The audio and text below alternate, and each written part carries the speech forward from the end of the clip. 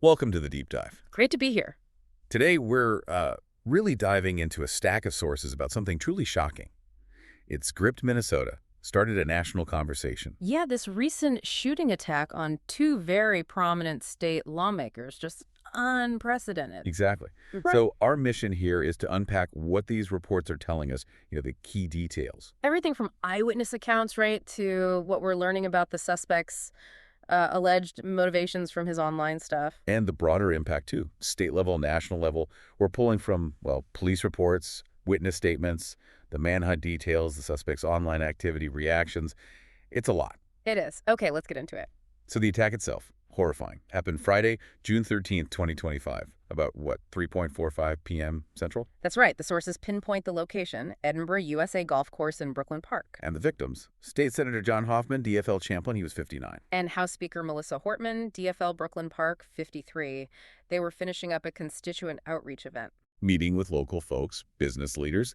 Then the sources say, towards the end, this lone gunman approaches. Yeah, and eyewitness accounts, they describe it as chillingly deliberate, not random. It sounds like he just calmly walked up, engaged them in a brief conversation first. Apparently, sources mention a verbal exchange, possibly heated, reportedly about his grievances, whatever they were. And then just open fire. Yes. According to the reports, brandished a firearm, started shooting, no warning. Both were hit, critically wounded. Mm-hmm.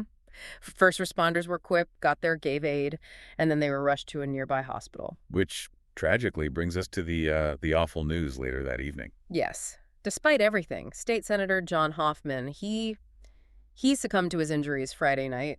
Multiple gunshot wounds. Such a loss. The sources really emphasize that. For the DFL party, the legislature, his constituents in District 36. Champlin, Brooklyn Park, parts of Anoka County. He'd served since 2013. Right. Well-respected, dedicated, known for his work on education, especially for individuals with disabilities. Vice chair of Higher Ed Committee, too. And the tributes, as the sources note, pouring in from everywhere, across the political spectrum. Absolutely. Now, Speaker Hortman, what's the latest from the reports?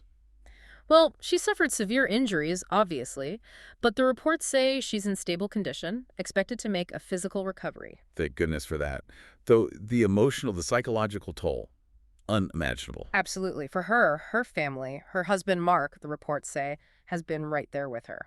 And we have to mention, the sources highlight this too, the heroism of that off-duty officer. Right. Unnamed, but happened to be at the golf course, immediately engaged the shooter. Disrupted the attack, forced him to flee. Authorities think that action was critical. It very likely prevented more casualties. Absolutely crucial. So attention then turns immediately, right? Who did this? Exactly. And the Minnesota BCA, the Bureau of Criminal Apprehension, they moved fast. Identified him as Vance Luther Bolter. Vance Luther Bolter. 52 years old, resident of Green Isle, Minnesota. That's Sibley County. Correct. Sources also mention ties to Onamia, maybe other rural spots. And his background. The reports say initially not a significant violent criminal record. Seems that way, but they're digging deep now, scrutinizing everything, looking for any patterns, any escalation of extremism they might have missed before. Which leads us to motive. Law enforcement hasn't definitively stated one yet. No, not officially, but the preliminary findings, especially looking at his online stuff, his digital footprint. Yeah. What are the sources saying there? It strongly points towards extreme anti-government, anti-establishment views. That seems to be the driving force. And this is where it gets, really specific according to the sources, his social media, online forums. A pattern. Increasingly aggressive, vitriolic rhetoric. And not just general anger. Right. Yeah. Targeted. Exactly. Explicitly targeting Democrats, including Senator Hoffman and Speaker Hortman by name, apparently, and DFL policies in Minnesota. Wow. Do the sources give examples of the language he used? They do. Things like tyranny, government overreach, socialist agendas. There were calls for patriot action against perceived threats. Patriot action. Okay. Yeah. And investigators looking for a manifesto or anything like that. Yes. Actively searching for any other written declarations that could shed more light on his intent. Now, there was some initial noise, maybe confusion, about his political leanings. Right. Some early reports tried to link him to, quote, left-wing extremist groups. But the sources we have are clear on this. Overwhelmingly clear, yes. The evidence from his online presence points strongly, consistently, to far-right, anti-government, anti-establishment ideology. But no credible link to mainstream Democratic groups at all. None whatsoever, according to the reports. His digital trail suggests a progressive radicalization, but within that anti-government sphere, often fueled by conspiracy theories, deep distrust of the system. Okay. Understanding that seems crucial for law enforcement, figuring out the why and maybe his next moves. Absolutely. Which brings us to the manhunt. Launched immediately. Extensive, urgent, across multiple counties. Huge effort. Minnesota State Patrol, BCA, FBI, lots of local police, Champlin, Brooklyn Park, Minneapolis, Hennepin, Anoka, Spilly counties. And they put out shelter-in-place orders pretty quick. Very quickly. For residents in Champlin, Brooklyn Park, parts of Maple Grove, Eagan too, stay indoors, lock everything, report anything suspicious. Basic safety procedure in these situations. And they're using a lot of resources in the search. Significant resources. Drones, canine units, tactical teams, scouring areas he might know, urban, rural. And the status now, as of today, Tuesday the 17th. Vance Luther Bolter is still at large. There's a nationwide alert out. He's considered armed and extremely dangerous.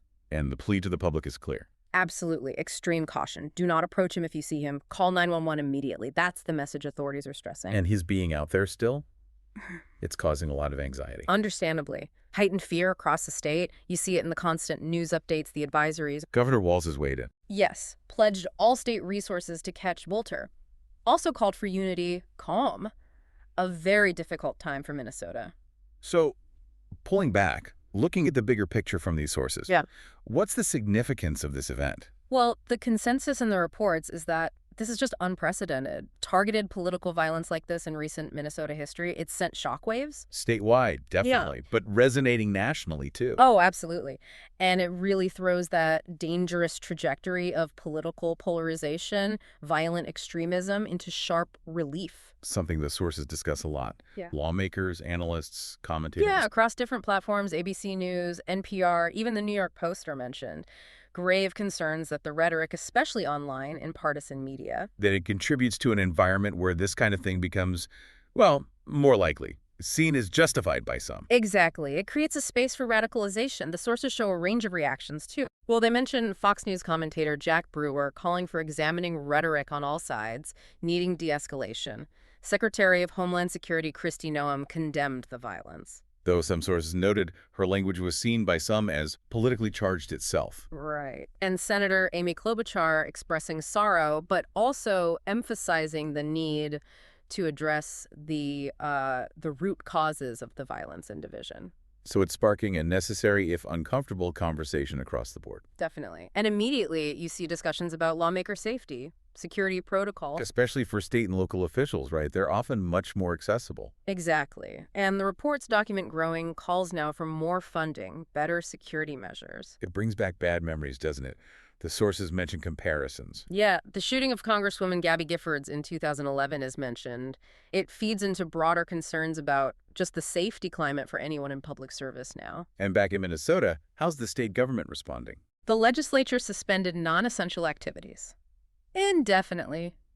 Time for mourning Senator Hoffman, supporting Speaker Hortman. And the tributes for Hoffman, they just keep coming. Consistently remembered as dedicated, a good colleague. Yes, and Speaker Hortman, she's a powerful figure, leader of the House DFL.